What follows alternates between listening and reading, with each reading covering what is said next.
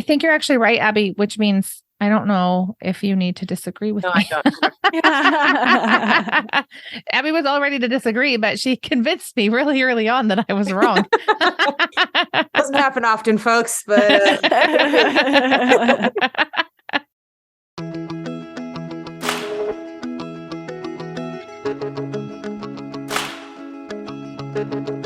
Welcome to School Sisters, where we are cultivating the maximum number of thinking moms we can.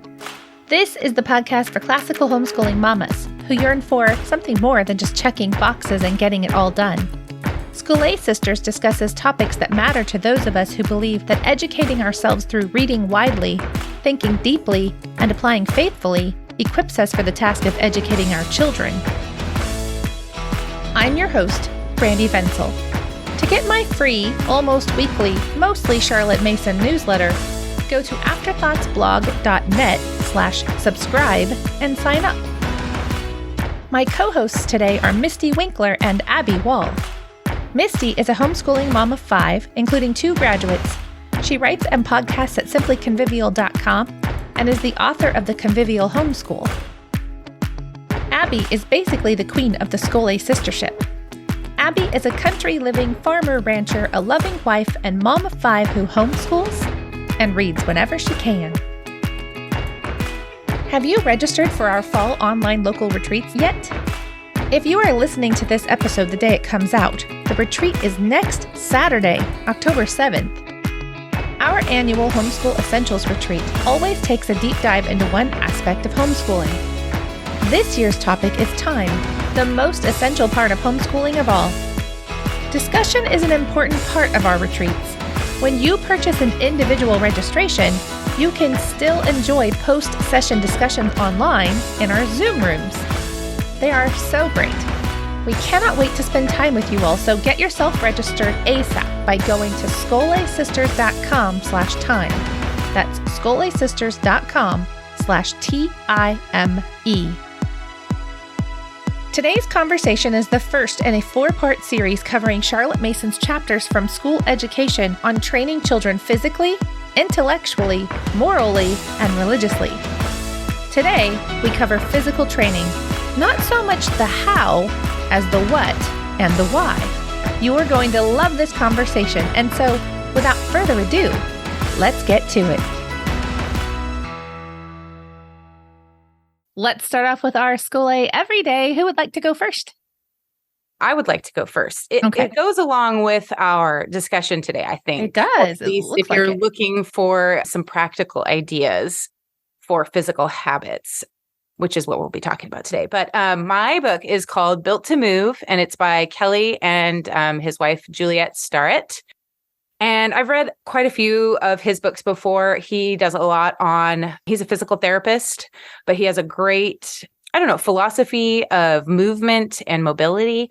And he has a lot of videos, and he just helps people kind of rehab and get into correct positions and things like that. But this book is about these 10 different movements or health factors and tests that you can do, and they really predict health and wellness and just physical abilities. Like the first test is, maybe you guys have heard of this. I've heard of this before, but it's the ability to stand up and then sit down cross-legged and then get back up basically unassisted, or, it's this sit and stand test, and it is one of the greatest predictors of long-term health and abilities when you are older.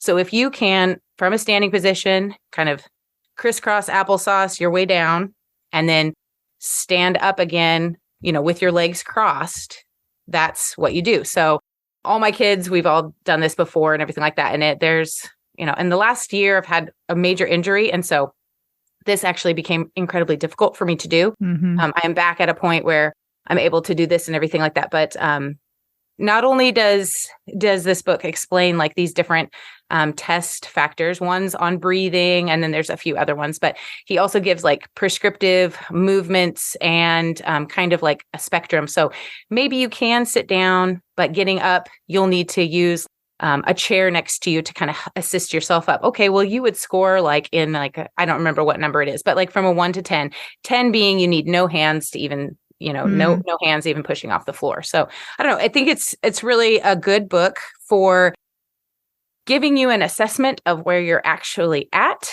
And if you have a lot of like pain or injuries, this could be a great place to start for kind of assessing what it is that you might actually need help with, instead of, maybe you do need physical therapy and different things. Like I did all the things I could possibly think of to kind of get my injury back. But this is a lot more preventative as well. Mm-hmm. So he has a really engaging writing style. He does mention like a few evolutionary things, but it's no more than what like Katie Bowman says. They all do, pretty much. I mean, it's pretty much all things, but I've only heard I'm into like second or third chapter, and there's only been like 2 or 3 mentions. So, I mean, it is there, but a lot of his information isn't, every other sentence, this is why. And he gives a lot of the anatomy and physiology of why, and he gives you the actual names of them, but then also, just talks about how sitting on the floor is actually one of the best things you can do, because it, puts pressure on the right places. Whereas a chair, and everybody's heard like, oh, sitting is the new smoking, right? But they don't actually explain why it's so bad for you. He actually goes through the physiological parts, like why it's hard on your back, why it's hard on your breathing, why your legs need a different angle and position to actually have the correct force put on them. And so it's very informational, very interesting, especially if you like the physical stuff. So I love this book. I have a question. Do you think, so my daughter teaches PE at a middle school, and they just started last week. And so she does this preliminary test at the beginning of the year each year. And she's always astounded at the lack of balance. But we were talking about how it's also an age of incredible growth, and you kind of lose your ability to balance when you're not used to the size of your body. So it's hard to say how much of it is, lack of training and how much of it is just the awkward stage that they're in. Sure. But does it have exercises that you think she could actually implement like in a class setting? Yeah. Like all of these tests, he actually has a printable PDF. And then I get his emails, and he had a free, like, if you bought his book, you had access to like free videos where he goes through all of them. And they're like, 20-second videos. And he shows you how he and his wife, they're just doing it in their living room. And they go through all of these mobility kind of exercises. And your daughter would probably really find that helpful. Okay. I'll have to send it to her. It goes through the stretches and the mobility and everything. So great. Yeah. Okay. Yeah. Thank you. Yeah. And he wears appropriate clothing, and so does his wife, which That's is refreshing. Yeah. So I know that's one of the things too. People are like, oh, just find videos on YouTube. I'm like, well, unless you want them to look like Barbie and not wear enough clothing, that's, it's difficult to find sometimes. Well, Misty, what about you? I am reading Albion's Seed. What is this? By David Hackett Fisher. It's for my local book club, and it's quite large, actually. It's probably 1.5 inches thick, and it's 20 hours on audio. Wow. But it is, so the subtitle is 4 British Folkways in America. So it's about 4 different groups of British settlers in colonial America, and how their different, he calls them folkways, influenced American culture. And maybe created some of the conflicts and different contradictory ways in America. So a couple years ago, I read American Nations, which is kind of a similar concept, except Albion's Seed is like twice as long and covers a much shorter period of time. American Nations is how different regions were settled, and he goes all the way like to the far west and includes Canada. I think I remember you discussing that. Maybe you used it on the show or something. It sounds I probably familiar. did. And he used Albion's Seed as a source material. I realized by the time I got to the end of that book that the moral of his story was we should all be like the native peoples of Canada. Oh. Which was not where I was expecting it to go. So I feel like he lost the plot in there, but it was interesting. So this guy was writing before political correctness was a thing. Oh. So it's he's not going to say that we should all be like the native peoples. That's good, because some of them were cannibals. Civilization maybe is a good thing. Might be. I like books too. Yeah. So a folkway, he says every group of people has a folkway, and a folkway is made up of, are you ready for the list? Yeah. Speech ways, building ways, family ways, marriage ways, gender ways, sex ways, child rearing ways, naming ways, age ways, death ways, religious ways, magic ways, learning ways, food ways, dress ways, sports ways, work ways, time ways, wealth ways, rank ways, social ways, order ways, power ways, freedom ways. Huh. So those are the pieces that make a culture, basically. And so he goes through, so the first section is the Puritans and when they came over and what their ways were. And he goes through, it's very ordered. He goes through each one of those one after the other. And each one gets 3 pages or so, 3 or 4 pages. And then what that looked like transplanted in America in the colonies that they established. So let's see, he has Massachusetts, Virginia, the Delaware Valley, and the back country. So I am only just in the Puritan section, but it's fascinating. Yeah, I've already bought this book because Misty showed it to me when I was visiting her this last month. I've already done my part for the podcast. In advance. Yeah, Nice. in advance. So when it popped up, I was like, oh, excellent. Yes. So she was showing it to me and I thought, no, this is a good book. I think this is worth it. I just got but seeing the heft of the book, I was like, I think this one might be better to just have on my Kindle. So I got it Kindle. Nice. And so I have not yet started it yet, but it's on my list. Nice. It's interesting because I'm also rereading The History of the American People by Paul Johnson. Mm-hmm. I assigned it to my older boys back in the day. Now with my third child, I'm assigning it and reading it alongside her. But where I'm reading in Albion Seed and in History of the American People right now, exactly lines up. They're talking about the same people. And so it's really interesting because they are saying the same things. They're pointing out the same facts. And one is that the climate of New England, the Massachusetts area, is particularly suited for physical and mental activity.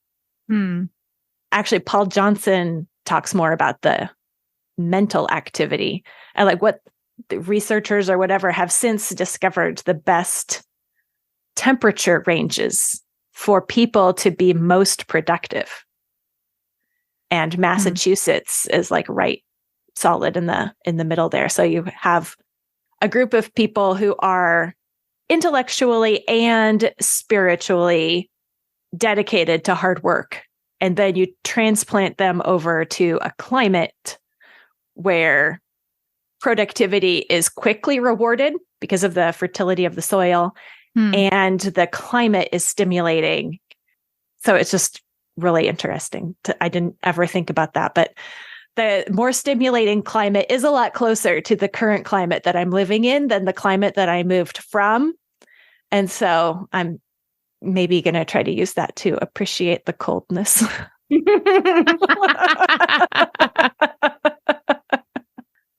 Fascinating. Yeah. The mean temperature for mental activity, Paul Johnson reports as being 38 degrees. What? And there should be a swing where it gets cooler, not too big of a swing, but still a swing from the daytime to the nighttime temperature. as particularly beneficial to human activity. I'd love to know why. I know.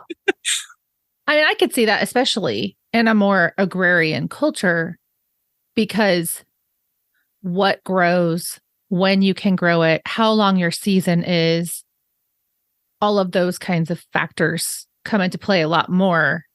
Right. You know, it really like matters. 200 years ago. Right. Like doing here, things at the right time. Mm-hmm. So, in some cultures, farmers can read during the winter. But here, you could literally farm 12 months a year, and most do.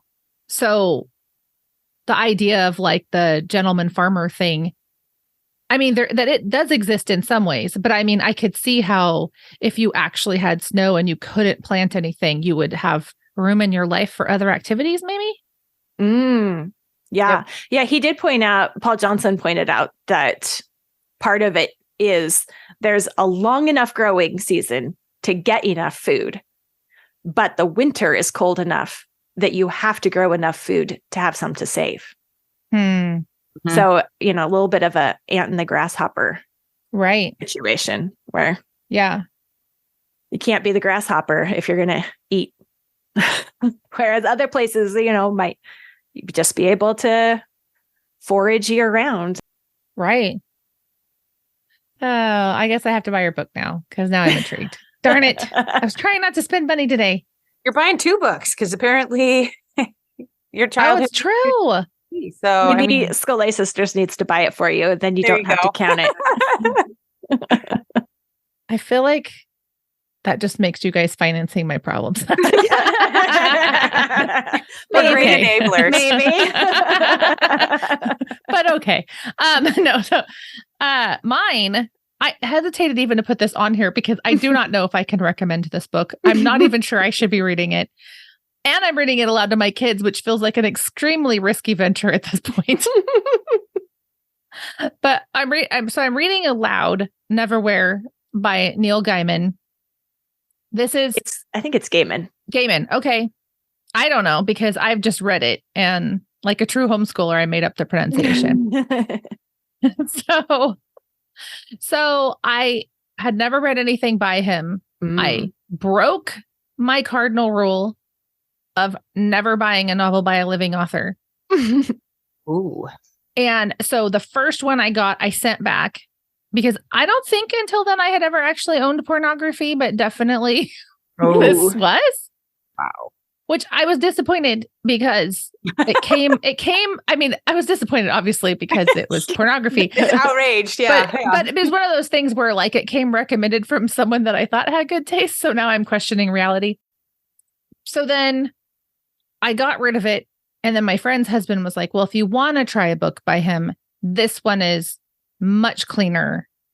He's like, it's still very fascinating plot line and everything, but it's just not, it's basically, he seemed to think that Gaiman, I guess is how you say his name, kind of writes 2 types of books and one's trashy and one isn't.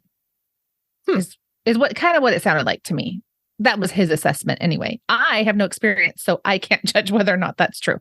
So this one I will say is very interesting. I'm still censoring certain things because like, I don't think my children should hear their mother say the F word, even if I am reading aloud. Oh, yeah. You know what I'm saying? It's not like throughout the whole thing. So it's not like I'm constantly censoring, but there's just little things here and there where I'm just like changing the word or just omitting it or whatever. Versus if I am showing my kids a war movie and it has some of that in it, I don't worry about it. You know what I mean? So it's just a little bit of a different sort of thing because it's me, it's my voice. So there's that. But it is kind of a fascinating world that he's invented because this is definitely like a fantasy. So he has this concept of London above and London below. So London above is like London, like where people live that we think of when we think of London. But London below is this whole other alternate world. This is before Stranger Things, but it sort of reminds me of the Upside Down, though not as crazy. Because these are like real people. But there's this idea of the people who have fallen through the cracks of society actually have a separate universe that they're now inhabiting, basically. Yeah. And so they're living underground and then they go onto the rooftops and other people can't see them. And anyway, it freaked me out because the main character belonged to one world and then became depersoned and fell into the other world, and it's kind of freaky. So anyway, it's like magical, but not completely magical. And I still feel like I'm almost halfway through the book, and I'm still trying to piece together what exactly is going on, or what are the actual rules of the world that he's invented. It's like he's letting you know it along the way. But I feel like in a book like, for example, Harry Potter, you sort of get a sense for the rules way earlier in the book. Like you kind of figure out what's going on about a third of the way through the very first book. Well, and Harry Potter isn't that off the wall. Like it's really pretty not standard. Right. That's true. And Gaiman isn't. That's true. This is very, So anyway, we're enjoying it. It's definitely exposure to a different type of a writer than we've ever read before. There's a part of me that was like, this is what I've been reading a lot of lately because we've been doing a lot of read aloud time. But there was a part of me that's like, is this dangerous to tell people? Because what if at the end I'm like, no, it was porn too. But I don't think it is. Is this novel for adults or for kids? Because he has both. I'm convinced this is written for adults. Okay. I did not know he had books written for kids. So that's interesting to me. And I've only read his ones for kids. Oh, so interesting. I've not read it. So like what? Give me. I've read The Graveyard Book and Coraline, and they're both very short. Oh, I forgot about Coraline. And there was also a short story that now I'm not seeing on Amazon. I know I read a really short story that was also I'm pretty sure for kids. We have Odd and the Frost Giants, but I haven't read that one, but my kids all have. Well, it does sound like he does a number of things where he's incorporating mythology into his world, which actually was the appeal. Come to think of it, now I remember why I looked into him. Because I was intrigued by this idea of blending mythology into something. Mm-hmm. So that's the reason why I gave him a chance. And then the first book about made me cut ties. But I don't really remember The Graveyard Book much, but I did like it, but it was different. It was like a little unusually disturbing, like in a different way. Yeah. I didn't remove it from our shelves. Right. But Coraline was so disturbing. Yeah. Really? Okay. I've never read it. And it's like you don't even know why it is, but it just is. Well, they made a movie of it, and Tim Burton directed it, and my kids of course he did. watched it, and they were like, "This is really weird." And I was like, "I'm sorry, you guys should not have probably watched that." So, yeah.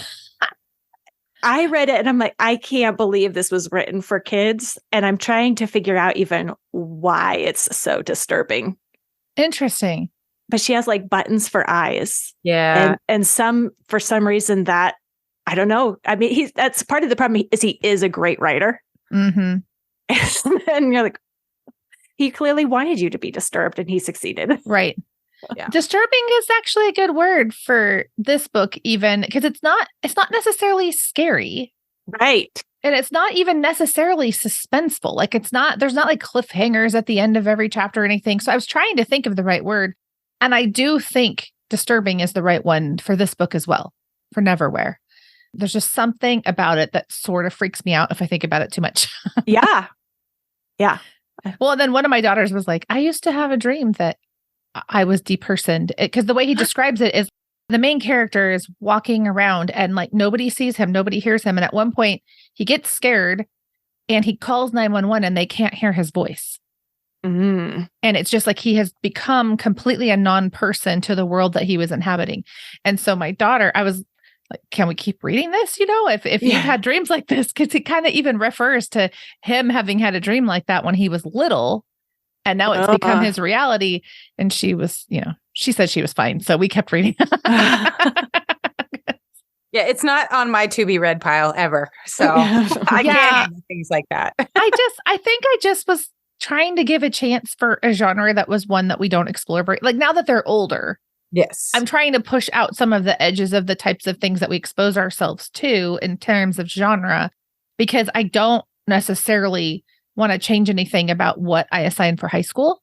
Mm-hmm. Sure. So I'm doing it, in the off hours, basically. Hi, Abby here to tell you about Sistership. Sistership is the place for homeschooling moms to ask questions and share tried and true principles from years of experience. We have thoughtful, intelligent, thinking moms that read widely, think deeply, and faithfully apply what they learn. We tackle serious topics, but don't take ourselves too seriously. We value educational principles over products, and we'll always be ad-free and drama-free because we refuse to take offense at differing opinions. We seek truth, goodness, and beauty, and would love for you to join us in sistership. It's free. Come for the encouragement and stay for the fun. So today is the beginning of a 4-part series that we have planned, but it's 4 parts not all in a row. It's not even all in this season because I like to mix it up. I thought it might get boring to do 4 in a row, even for us. That's where we're recording. So in her book, School Education, Charlotte Mason has 4 chapters on habits. She does talk a little bit about the why, but the thing that fascinated me about these chapters was that they were a combination of the why and the what instead of so much on the how. Because I feel like when we talk a lot about habits, we're usually talking about how. Well, how do we get good habits? And how do we get bad habits? And how do we break bad habits? And that's usually the focus, is the doing part. But this is more why we do it and what we do in terms of specific. She specifically names habits. And I've run across a number of people who say like, oh, I wish she would just provide a list. Well, she does. It's just not a neat and tidy bullet pointed list. It's like you have to look through these 4 chapters that we're eventually going to discuss over our 4-part series and make a list yourself, which is what I did for our outline today. So thanks, today, Brandy. Yeah, you're welcome. So today we're starting on the first one. So this is School Education chapter 10, where she talks about physical habits. So habits of the body. And I thought we would just start with the why. So what does she say is the purpose of forming physical habits? And what do you guys think about her reasons? And do you have any other reasons that are on, your own list when you're training your children? I know. I thought her why section was very convicting. Yeah, for sure. So should I read a part of it maybe? Yes. She talks about men. Well, she talks about the Greeks and she holds them up as an example. And then she's basically like, how do the Greeks with so little inspiration compared to Christians who live in the full light of revelation, why are we inferior to them and our reasons for doing things is basically what she gets at. So she says, men must be heroes, or how could they fulfill the heavy tasks laid upon them by the gods? Heroes are not made in a day. Therefore, the boy was trained from his infancy in heroic exercises and the girl brought up to be the mother of heroes. And then later on, she says, the end, meaning the purpose of physical training, is the preparation of a body available from crown to toe for whatever behest the gods may lay upon us. And I'll just say, for me, as someone who has struggled with these things because of health issues, I always appreciated that she had a heart problem when she wrote this. She didn't exist in this just perfect state of health where everything was easy for her. And yet she always tried to have a body as fit for service as it could be. She didn't let that stop her from doing what she could. I think there's a way to take this and run with it to perfectionism or something. But I think actually it's this incremental, constantly working towards whatever state of heroism you could possibly have. Some of us, Abby, are more capable of than others. Because of the work put into it. That's true. Yes. That's true.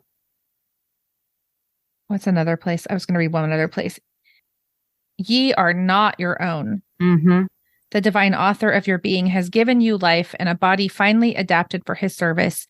He gives you the work of preserving this body in health, nourishing it in strength, and training it in fitness for whatever special work he may give you to do in his world. Yeah, she brings that up in contrast to the way she said most young people were living at the time, which is like only amplified, multiplied. Yeah, for sure. Exponentially for American young people today, where she says that people think of their bodies as their own, where their idea is ye are your own, that free to do what you like with your own. So if you like sports, you can do those. And if you like pleasure or excess, then have at it. And we definitely, I think we now have generations of that culture where Charlotte Mason is still at the tail end of inheriting a different physical culture. She saw it decreasing or diminishing or at risk and was trying to say that we need to keep this. And now at this point, the way that she talks about physical training is just entirely alien to the way that our culture is set up. You don't get any social backing for these ideas or these goals. And I think that just makes it so much harder. Yeah, one of her quotes is, "It would be good work to keep the front this idea of living under authority, training under authority, serving under authority, a discipline of life readily self-embraced by children in whom the heroic impulse is always strong." Right? That part of that authority, right? And ye are not your own. Another really great book that I'm going to recommend is, I just started it, but it is You Are Not Your Own by Alan Noble. And it's just I don't know, it was kind of going around for graduation gifts, and I got it for somebody, and I started reading it, and it just goes through how you are not your own, but in the front part of it, it just talks about how so much of our culture is exactly what Misty was saying, is that, oh, you are your own, you get to do what you want. And then he goes through and kind of destroys all of those terrible arguments for it. So it's a good book. Not to get too far off the physical habits angle, but this idea of whose am I? Am I my own, or do I belong to God, or do I belong to something else? Right? Because idolatry would be belonging to something else. About how that seems to be the crux of the struggle in so many areas of life. Because I think this came up in our episode this summer on time. You know, is time in my own? That I can do with it what I will? Which again is talking about authority, right? Under whose authority? Which she keeps bringing it back to that. She keeps bringing it back to this issue of authority. And I was thinking about how perhaps the ability to persevere long-term actually is tied directly to this idea of authority. Because it could be that when you are young, then you want to have, I'm trying to remember, what was the thing everybody was saying a few years ago? It was like the little black dress thing, right? So you're going to, as a woman, you're going to work really hard. I mean, there's all these things. I guess there's also like the whole hot girl summer thing. Like there's just these different things that kind of move through in cycles culturally. But the whole idea is the purpose of my training is so that I can gain the attention of men. Really, that's what people are saying. But it seems like, so then if you calm down at some more mature time in your life, then maybe no training is the option. Right? I don't know, because there's just no authority. It's just whatever I want. So when I want attention, I do this. And then if I don't want attention and I want something else, I do this other thing. I don't know, it just seems it's very arbitrary, I guess, is what I'm thinking. Well, and we have a tendency to just swing back and forth to different extremes and say, okay, I recognize that it's wrong to do physical training just to be vain. Right. So therefore, I'm not going to do any physical training because I wouldn't want to be vain. Right. Oh, and we'll call it repentance. So it sounds noble. Right. Right. Yeah, that's an interesting thing. Okay.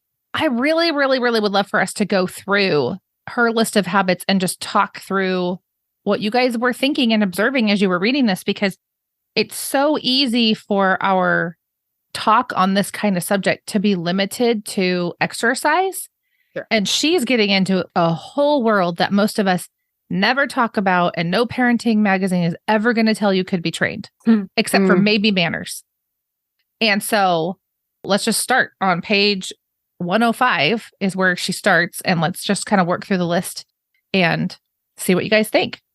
So the first one was self-restraint, but then she adds in indulgences. So right off the bat, she started off with like, oh, wait a second. These are convicting. Because we can't talk about giving our children something that we don't have. And we can be working alongside these habits with our kids, but we can't expect them to have a higher level of achievement in them than we have. And so it has to start with us. She starts right off with self-restraint and indulgence is a habit which most educated mothers form with care. And I was like, yeah. Or not anymore. I mean, if there's chocolate in the pantry, I have a hard time with that. It's better to just not even have it in the house because self-restraint and indulgence is not a common trait. I wonder if it's just because we, for so many generations, have divorced education from growth and virtue that we could say, well, this person is well-educated / well-read, but... Right. And because she seems to think those two things are inextricably tied. And we're like, what? I think that might be why. It's just because they haven't been tied for so long that to us, it's not even logical to tie those two things together. Right. If you're educated, you will be able to leave the chocolate in the pantry alone. No problem. Yeah. Like, wait, what? Yeah. I feel like when my children were young, people thought I was mean because I would swoop in and make sure my children weren't little vultures at events. But I'd had too many times where I had watched people not watch their children and they would just kind of like clear out all the snacks that were supposed to be for everyone who was there and all day long. And it was like you could tell that the children had never been taught to consider others when they were eating in a crowd like that. Their whole goal was to get as much as they could, as fast as they could in competition with all the other children that were there. It was a kind of a fascinating thing, but I thought of that when I read this. I think that is the natural state. And it takes education to introduce the idea of this is not your only time you're ever going to get a donut in your life or whatever, and what's reasonable. And I think it's actually easier to say only take one donut because, you want to make sure that there's enough for everyone. Yeah, we started telling our kids, you need to wait for 40 people to go through the line before you get to go. My children also have way bigger appetites, I found out, than most people. And eat significantly more than most people. So we had to do it for like, no, you cannot take that much. So, and we just made them count. They do work really hard. They do, but we still need to show some self-restraint. Yes. I just meant the big appetite isn't necessarily a problem. No. Though it is in a crowd. Well, and I think starting with the reasoning of, think about others first is where it should start. And that's the easiest handhold for it. But it also, I think self-restraint includes, there's a dozen donuts on the counter that no one else needs, and I should still only have one. That's a good point. There aren't other people to eat them. Right. That's a really good point. I guess I was thinking too here, I don't know if this is exactly self-restraint, but it's something I've thought about where it seems like children these days, I don't know, we have an issue sometimes with water bottles at different activities we're at where it's like the children can't be separated with their water bottles. They're terrified of being thirsty at some point in the future.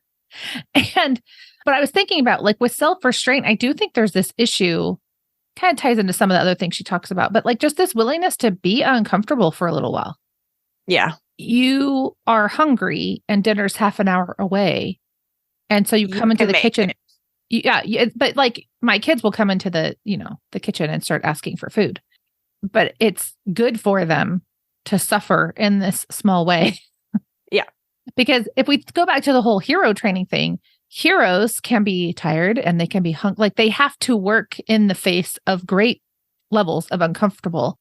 And if I've never allowed my children to be thirsty for a while, tired and have to do something, hungry and have to behave themselves, I'm probably not training them to be heroes. Or myself. Right. Can I move on to the next one? Yeah.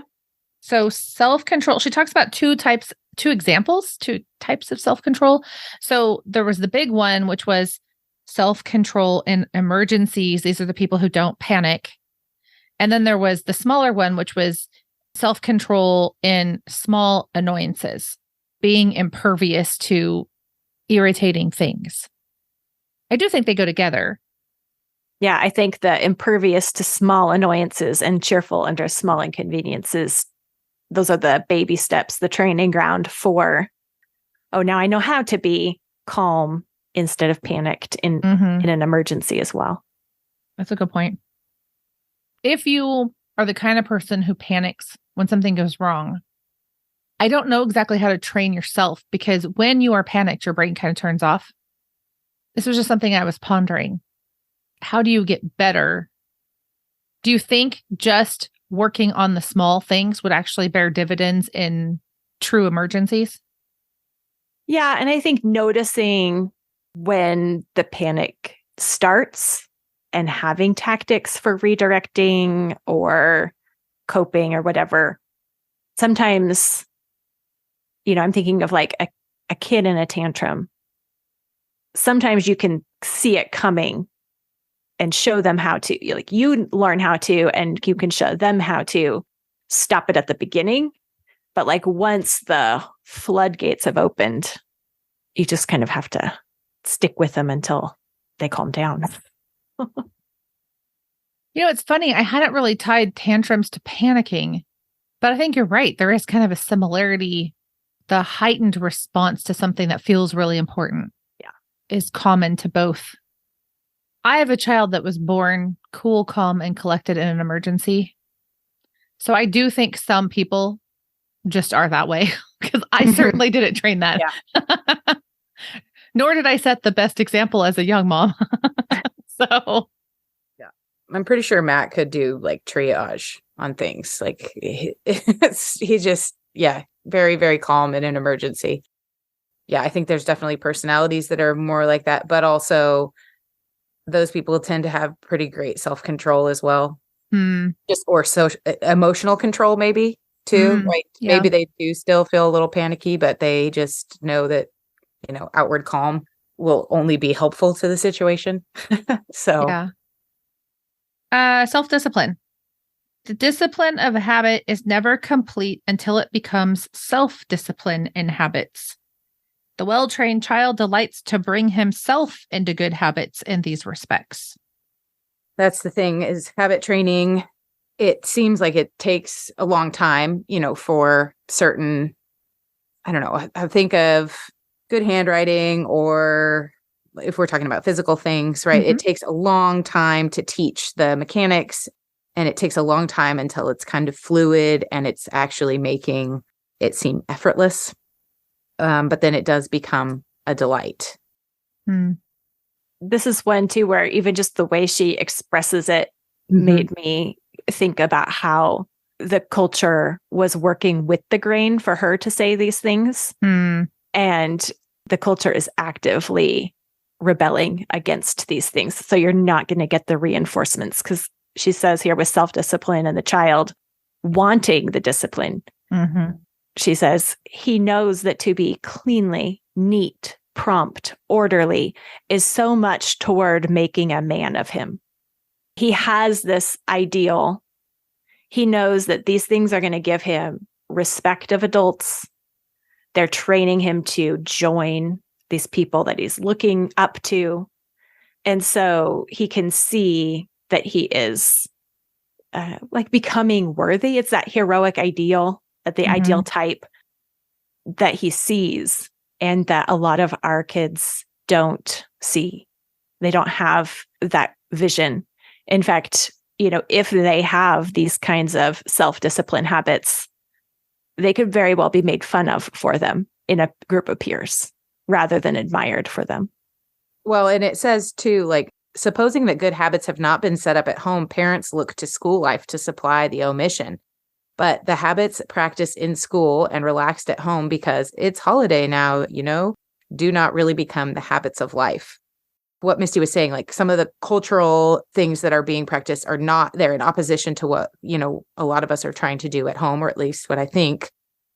But I don't know. I mean, my my church is very orderly and things like that. And there's a group that they are particular about, looking clean and neat and tidy. And there's some great habits there too. So I think there are cultural, pockets where we are getting some reinforcement, but this is saying like, it has to be at home. It has to start at home. Yeah. I do think you pointed, though, Abby, to the importance of a community that holds at least similar standards. I mean, every family is a little bit different, but it is comforting to go to our co-op and know that when my kids are in the other classes, they're going to be held to a very similar standard that I would hold them to. They're going to be told not to interrupt people when they're speaking, to wait their turn, to be polite. All those kinds of things are going to be demanded of them by the other women in the co-op. And it's really nice to be able to relax into that and not feel like I need to be the policeman of my children in every class or something. Plus, it's backup, right? To have your friend call your kids on the carpet every now and then is comforting. Yeah, it is. And to have friends being held to a similar standard. Yes.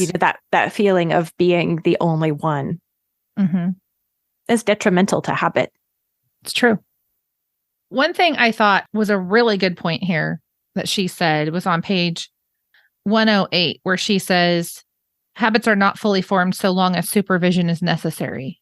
And I was thinking about how when we've talked about habits in other contexts before, like the retreat last year and different things, the question that we get is like, it feels like this is not effective.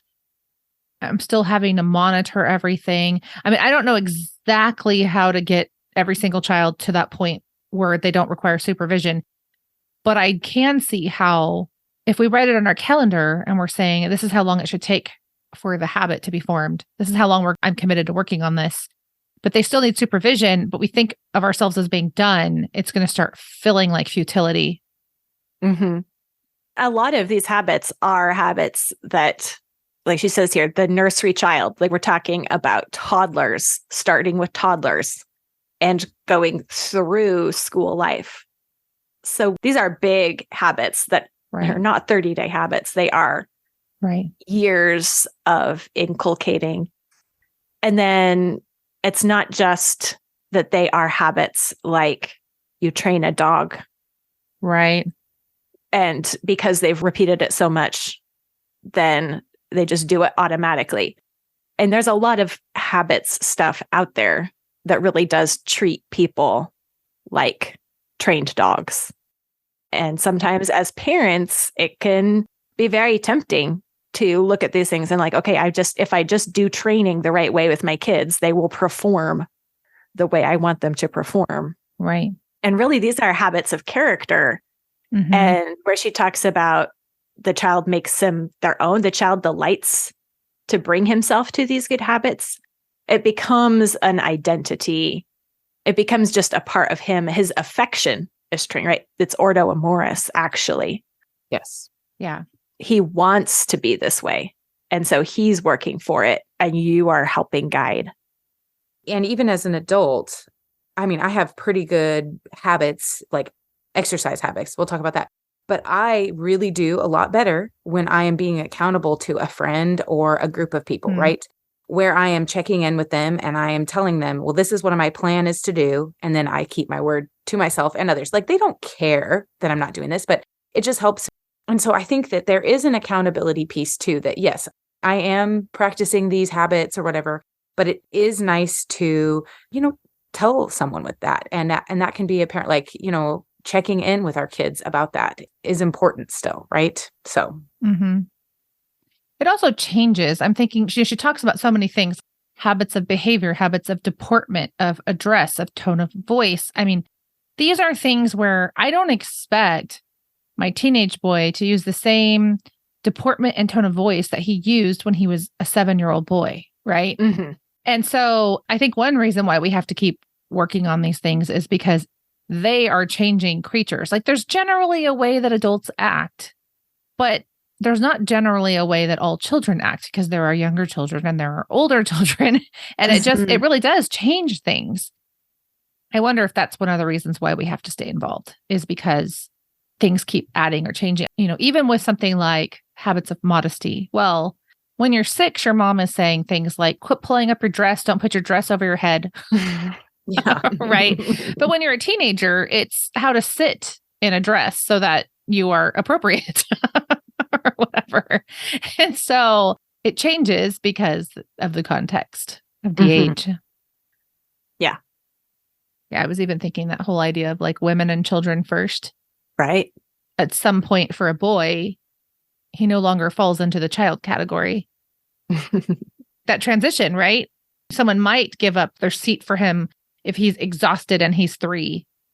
But then when he's 13, he needs to be the one giving up his seat.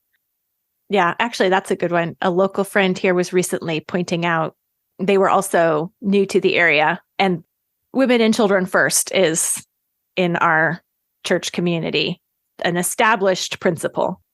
You can see it in snack times and seats and all of those things. We had like 5 or 6 families had an after church potluck meal together. So the instructions were given, small kids first, and then the ladies, and then the men. And that was the only guideline given. But every double-digit boy was quick to not go for the food first, but to count himself on the man side and not the small kid side. Okay, that's just the cutest, most endearing thing. Exactly. And I think that's a great, example of these things where they wanted it and they practiced self-restraint. I was so glad you pointed that out because it is a picture of these kind of habits becoming what they're choosing to do. That kind of reminds me of in Susan Schaefer Macaulay's book, For the Children's Sake, she actually talks about, I think I brought this up in one episode, where she talks about having basically 2 dinner times. One was for the little kids, and then she'd kind of give them a bath and let them just kind of play while the more mature members of the family had a nice mannerly meal. And one thing she talked about was about how then the children took it very seriously to join the real dinner. They had to like practice their manners. And I wonder if some of this is we don't have as many of these places where we draw the line between what it means to be a child and what it means to be an adult. Yeah. And so by mixing the children in so much, or by catering to the to the child and setting everything up so child-centric. One of the reasons why those double-digit boys counted themselves as men was because they were shown a way that they could count themselves as a man. Right. Because there was a line drawn, and I'm thinking like with Macaulay's first dinner, second dinner thing, she was drawing a line between being mature enough to sit at the table and behave and not. And then all the children in the family were so on board with learning to behave. It's interesting how it gave them goals. And the adult version was the better version. Right. Yes, that's true. Well, I remember even big family events where we had the kids' card table and then the big table where everybody else got it. And you were always wanting to go to the big table. It was where the conversation was happening. It was way more interesting than, the kid table. Yeah. So yes, I think meals are a great place for that to happen.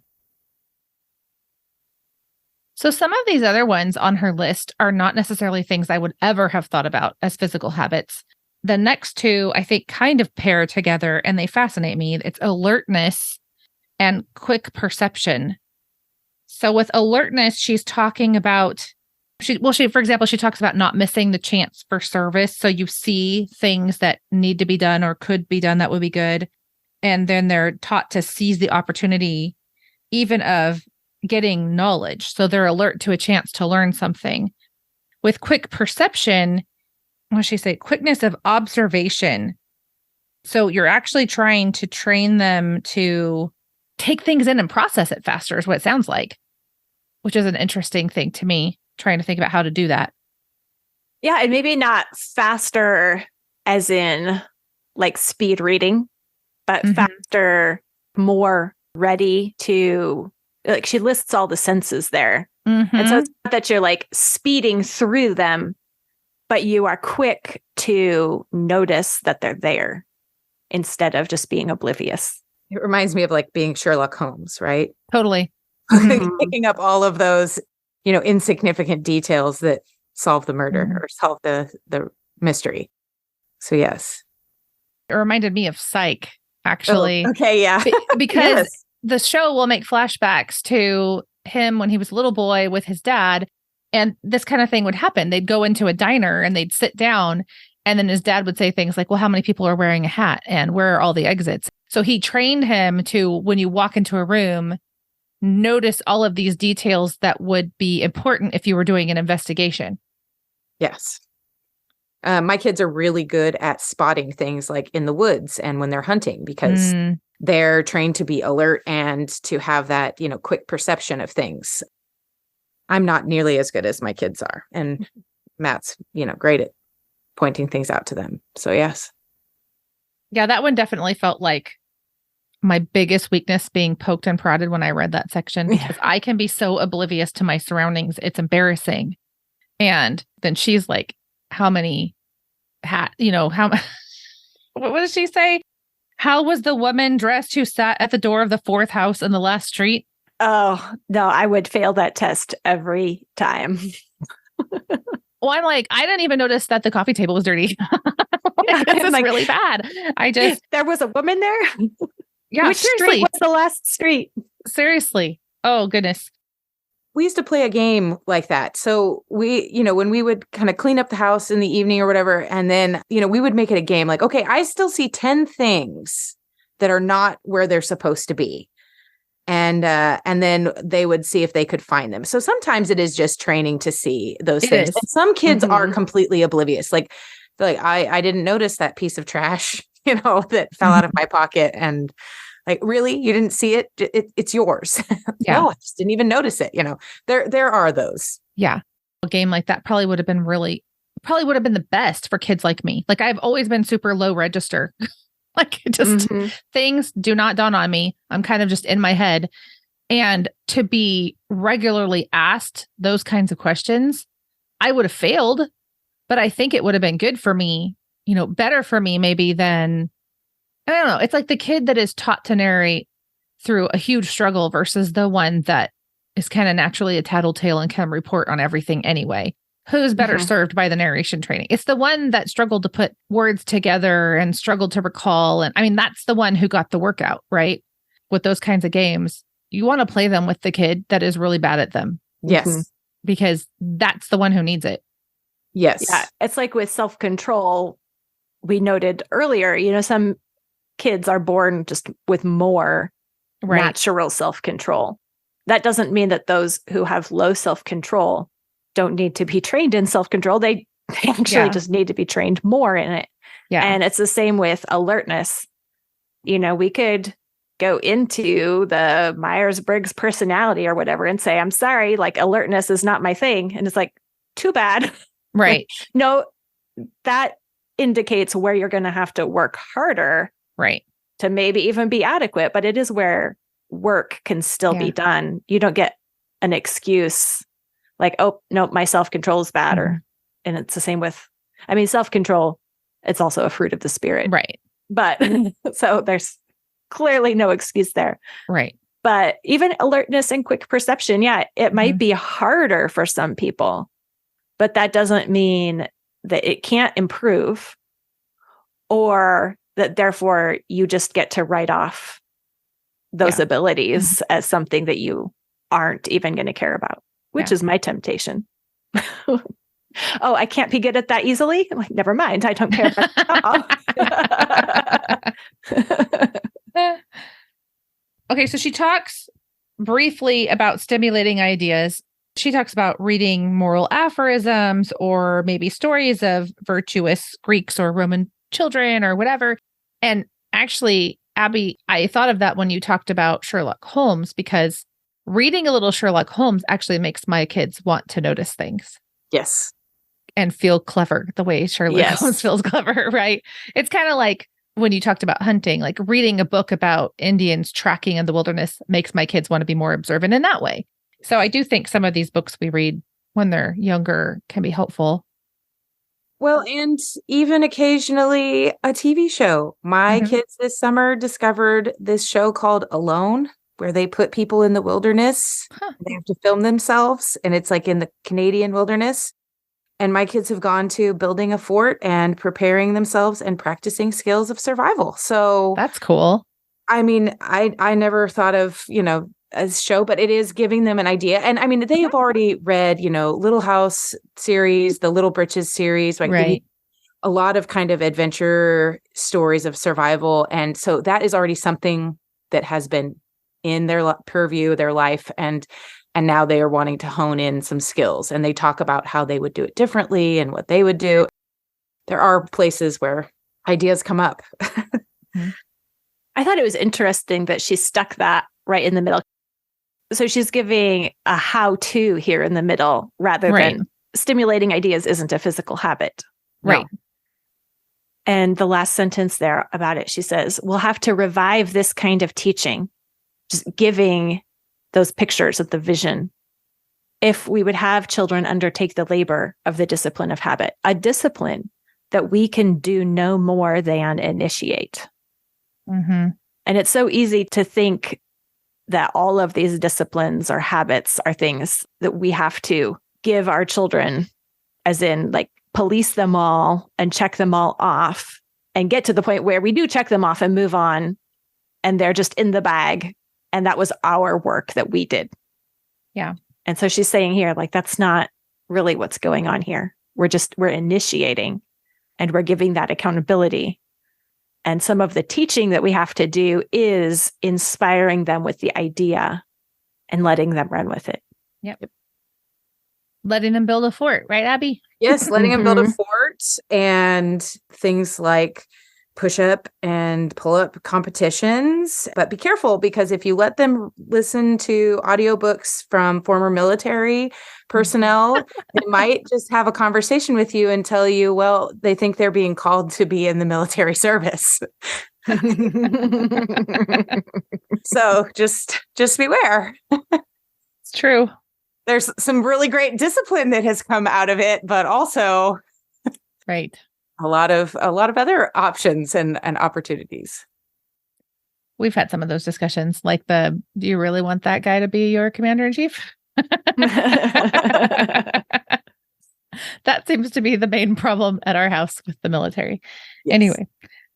Okay. Can I move on to the next one? Yes. Mm-hmm. Okay. So fortitude, she makes two main points about fortitude. The first one is being capable of an amazing amount of steady effort. And then the other side of it is being strong to bear pain and inconvenience without making any sign. British stiff upper lip. Yeah. Mm. In our culture, I feel like there is a level of respect for steady effort, but you have to whine and complain and draw attention to it. Mm-hmm. So I worked so hard. Listen to me describe how hard I worked. Again, they had the British stiff upper lip, yep. And we have the victim mentality that's taking over. Right. And so I think it's one kind of like me in perception. This is one we really, really need to work on because it hits our weakness. Yeah. Right. Well, it's unkind to tell a mother that we don't need to complain. Mm-hmm. I mean, there is a place but I'm just thinking we don't need to tell all of Instagram for sure. For sure that doesn't need to happen. And actually, that actually goes back to something she said earlier that I thought was super important.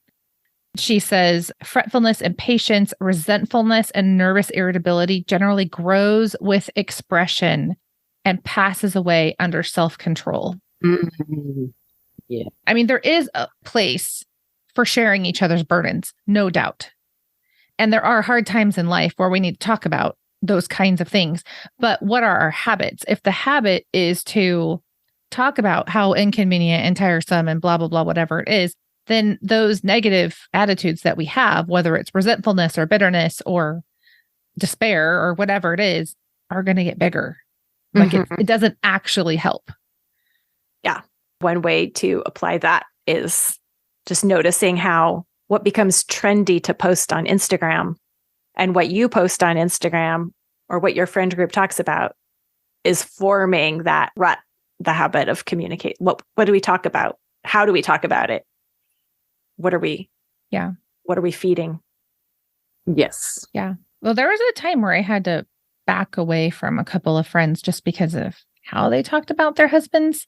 Mm-hmm. And it was like, I never let myself participate, but I realized I was starting to get those habits of mind that were not good.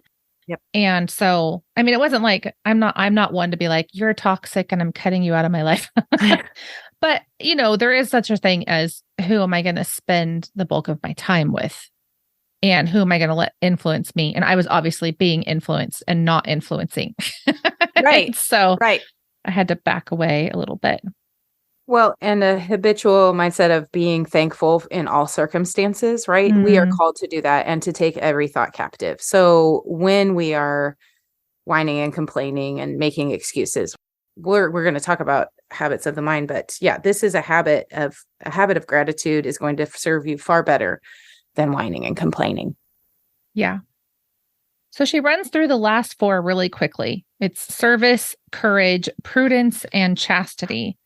And so with service, she says they should be given many heroic examples of service.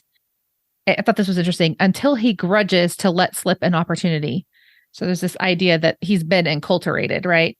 Courage, also taught by example, she says.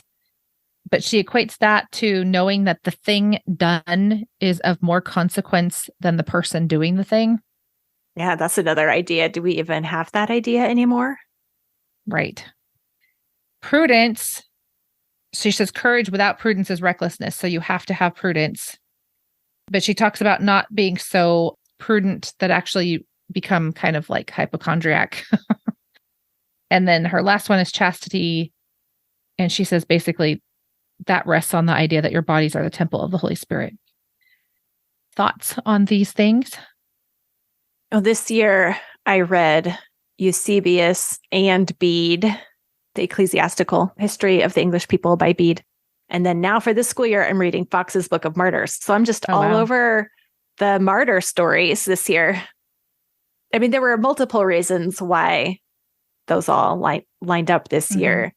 But one connecting dot that pushed me over the edge to choose each one was the end part of Carl Trueman's Rise and Triumph of the Modern Self, where he said, what we have today is much more akin to the early church resisting the pagan culture rather than something like a Reformation or a revival period. We need to be prepared for taking a stand and being hated. That's the call of the hour. And so where she says, for courage, the thing to be done is of more consequence than the doer. That then just made me think of all these martyr stories that I have read this year. And they did not count themselves, their life, as worth more than the testimony. Like the best thing they could do with their lives was say, Jesus is worth this. Right. That's just a vision that I think we can easily reclaim because we have all those stories. Yes. And missionaries that belong to us. Yep. Yeah. Yep. And it's very needful. Yeah. And they are such inspiring stories. I mean, my kids listen to the same biographies of missionaries over and over because they love it. And it's so inspiring. When she talks about prudence, she said that prudence in this particular area, so in the area of physical training, is largely concerned with the duty of health. And then she goes on to tell a story about a little boy at a school where they had given lots of health training, and then he got really anxious about his own health. I do a lot of health books with my children, but this actually right here is why I do not start until they are teenagers. I'll have people ask me, what can I teach my children about, health or something when they're, middle of elementary school or something. And I always say, just cook with them, garden with them, teach them what real food is. And that's about it. I don't know. I think we look around us, we see that the world is very unhealthy. A lot of people have chronic illnesses. And so we think, well, let's just push our health training down into the younger ages because obviously, we're not getting it. So we should do more of it, which means we need to start in the younger ages or whatever. And I don't know that we're not going to end up with everybody's germaphobe and everybody's self-obsessed, which is not supposed to be the point of prudence. Prudence is just basic responsibility. So I do think we have to be careful. Like I have a book that I assigned to most of my teenagers, but did not assign to one of them, at least not this year, because I felt like that's the direction it might have gone. So I gave a different book entirely, but I didn't want it to become this like self-focused personal culture sort of thing, if that makes sense. I think we have to be careful not to allow them to become self-referential. That's one of the things I see over and over and over again. And maybe that's what I was getting at earlier when I was lamely fumbling around with this idea of ye are not your own. That it seems like the converse of that is I am my own and everything refers back to me. Yeah. And whether it's my desires or it's my fears, my anxieties, at that point, we're no longer considering something greater than ourselves. And that can even happen with well-intended health books that we hand to our kids if we're not careful. And making everything about health. Yes. Right. Instead of health being about service. Right. Yes. She's saying that you have a duty to be healthy, which means that you're using your health for another purpose. It's not health in and of itself. Right. Excellent point. So chastity, I love her big picture on chastity because ultimately she sees chastity as bringing your body under rule. And it's almost like she sees chastity as summing up the whole thing. Chastity is the picture of what it means for your body not to be your own. Which is just so opposite of our culture. Again, one of those things that, I mean, that's the main slogan, right? My body, my, oh, yeah. Not even going to say it. But what a difference.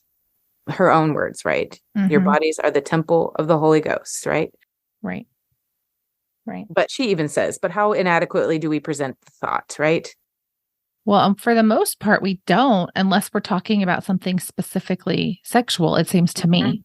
Yes. But she's extending this way broader than that. I'm trying to pull up. I know this is covered in the Westminster. I thought it was Heidelberg, but it's not.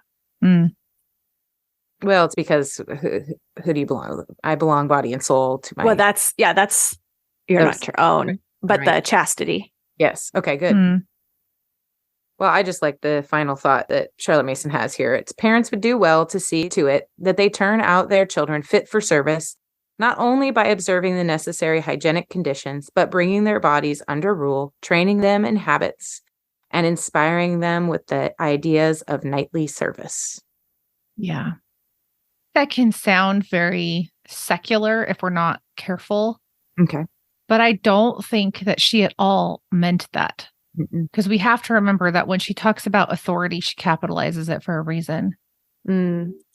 I could see how someone would read this and see it as a moral or religiously neutral way of training children to be good. And I don't think that's what she's getting at. She wants them to be inspired, basically, to bring their bodies into service to Christ. And I think she's clearer in some of her other books than she is here, but she doesn't have such a long list all in one place in her other books. So this is a great place to work from. But I do think we want to make sure that we're never divorcing this from that idea of, well, she calls it knightly service. Which she doesn't mean every night for our listeners. Yes. Nightly. Nightly, yes. She says it a few other places in here, so it makes more sense in context. But you should read chapter 10. It's not that long, so. It's so good. Well, and the idea of chivalry, she uses the word chivalry earlier too, but this is a manners issue, and it's more than just doing and saying the right thing. It really is the actions that put others before yourself, which is a Christian duty. Right. It takes strength to do that. So that's why it's physical habits. Right. Well, I thought I'd end with the question of, is there anything that you would add to this list? And I had originally said temperance, but then very early on, Abby pointed out that that's really included in the self-restraint portion at the very beginning. It just wasn't called by that name, which I think you're actually right, Abby, which means I don't know if you need to disagree with No, me. I don't. Abby was all ready to disagree, but she convinced me really early on that I was wrong. Doesn't happen often, folks, but what was your angle on temperance though, Abby? Because I feel like you did have something that was worth hearing. I mean, I think that obviously self-restraint is something that is good, right? It is important and we have to have that. But I was thinking like specifically in training for physical to be of service, to be of a duty, like there are, the whole like bodybuilding, all that stuff, like that's only aesthetically in a certain way. But then you think of people in the military. We were talking about that a little bit. Navy SEALs, or maybe these people who do like ultra marathons, but they do it to raise money for certain causes or different things like that. These are extreme. There's nothing temperate, there's no temperance in this. This is extreme things that they are putting their bodies through, physically demanding. And, these people are, maybe they feel called to do these things, right? This is a higher thing. And it's not necessarily for themselves, right? I mean, I'm sure there are people within both of those groups who are doing it for, whatever fame or notoriety or whatever. But I think that there are some people out there that are going to be doing things that are not temperate physically, and people that do great explorations, like people that climb to Mount Everest and Olympians. Like, I don't think of them as people who are necessarily showing a lot of balance or moderation. Moderation was another word that came with temperance.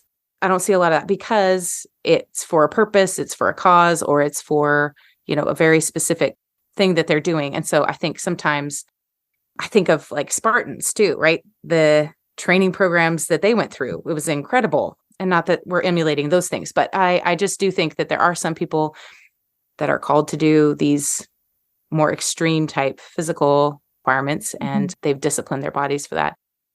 I do think we're often trained to hold back. To not give your all, to not give 100%. There's this idea of don't be too busy, don't wear yourself out, don't whatever. And there is an extent to which you see people who wear themselves out to the point where they're no good. Yes. So I think that's where the moderation part comes in. Yes. But I also think we are far more capable than most of us give ourselves credit for. Right. Yes. We are far too easily pleased. And sometimes you're crazy to do that much, exercise, or why would you do that to yourself? Right. And I don't know, it sometimes gets discounted, and it's a certain set of self-discipline that they're not actually, they're great, family members, they're great church community members, but this is just something that they really put a lot of time and effort into. And I don't know, it sometimes gets counted as extreme, but nobody's quite as harsh on, the other end of the spectrum, or we don't say a lot of those things. Right. So. Well, I think we're trained. I want to be careful in how I say this, because I told my husband this the other day and he was like, oh, I can't believe you just said that. But I said, I feel like a lot of people are content to have lives that don't matter. Yes. And what I meant by that was not, because I do think there's the opposite silliness, which is like everybody's going to change the whole world. And that is just dumb. Most people aren't going to at all. But I mean, we're just willing to go through the motions, do the bare minimum, and then watch Netflix. Yes. So then there's this contingent that kind of gives you a hard time if you're like working long hours and you're up at night and you're up in the morning and you're doing all these things. But I don't know. I'm just not sure any of us are going to look back in life and wish we had watched more Netflix. Yeah. I mean, it's Paul who says, right, I have finished the race. I've fought the good fight, right? Like these are very physical examples of like, they're metaphors, but at the same time, it's endurance, perseverance. Those are physically demanding things. Running a marathon or these things are major time commitments, and that is what our life is meant to be. We are meant to be used up by the end. And we're not supposed to be saving it for later or for a maybe someday, right? Now there's seasons that look different, obviously, but are we doing all we can to be of service to our families, our churches, to our community, to the world? I do think there's a place for saving. Trying to think of a good example. because I struggle with my health a little bit. And so it's like, I'll have times where I want to do all these things that are like for me. They're kind of on my list of things that would make me feel good. But I know I have this thing in 3 hours. And if I do all that stuff, I'm not going to be good at the thing that I'm actually called to in 3 hours. So I do think there's this sense of managing your energy so that you can do your real duty. Absolutely. Right. Which is so you can do your duty, not Exactly. so you can be comfortable. And that's what a lot of these things I think come down to, because you're basically bringing it right back to authority. Whose authority are you under? If you're under Christ's authority, then you're supposed to do your duty. And so that's going to affect what happens hour to hour. Mm-hmm. Well, we have to be careful because we do live in a culture that prioritizes comfort and safety. Yes. Right. So that means that those are the areas, our categories are going to need to broaden out from that. When the culture and the society values comfort and safety, we have to know that our default setting is probably off in that direction. So I went to a doctor earlier this year, and he basically told me that I was no longer going to be able to physically do the things that I have been doing for years. I had an injury, and it had gotten so bad that, I finally went to get some help. And I just didn't believe that.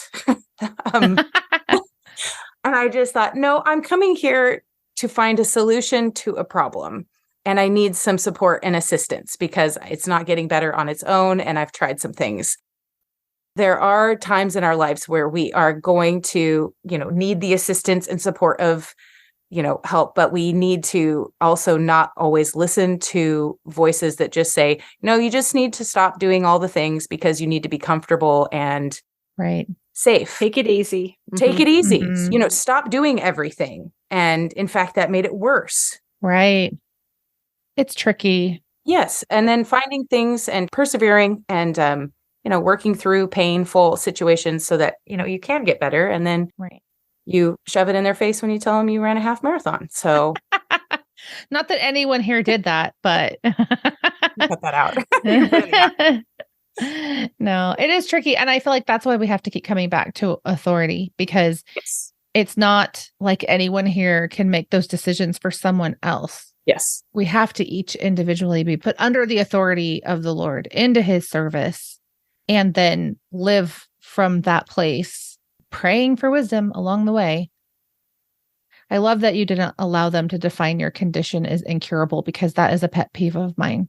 Well, and two, that, I do believe that God designed my body, created my body in a way that is self-healing in so many ways. But sometimes we do need some assistance in, fixing some things. But it's not always just an stop and take a rest situation. So, well, this has been fun. Yes. Thanks, Brandy. Thank you for coming. Have a great afternoon. All right, too. Thank you.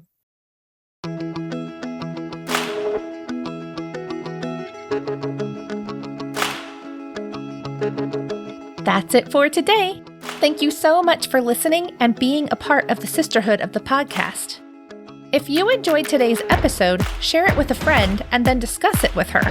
This is a great way to continue the conversation. All of the books and things we mentioned today are linked in our show notes. Just go to scolesisters.com/SS129 to check it out. If you are interested in hosting a Skole Sisters local retreat this year, make sure you sign up real soon. If you are listening to this episode around the time it comes out, the retreat is next Saturday. We also offer individual registrations, and those are still available. Go to scolesisters.com/time.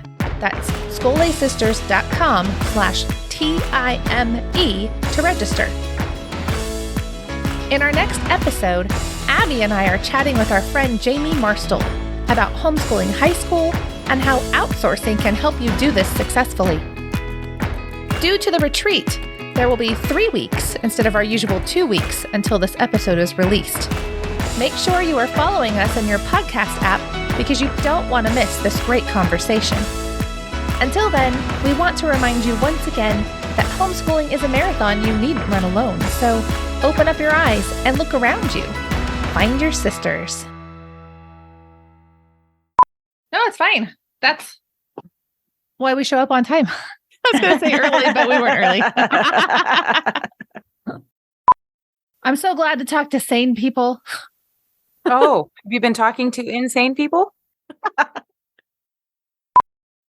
So just thanks for being faithful and sane. No problem. Thanks that when I check on you, I'm not completely disappointed. Nope. Celebrating 20 years of marriage right here this week. Thanks very much.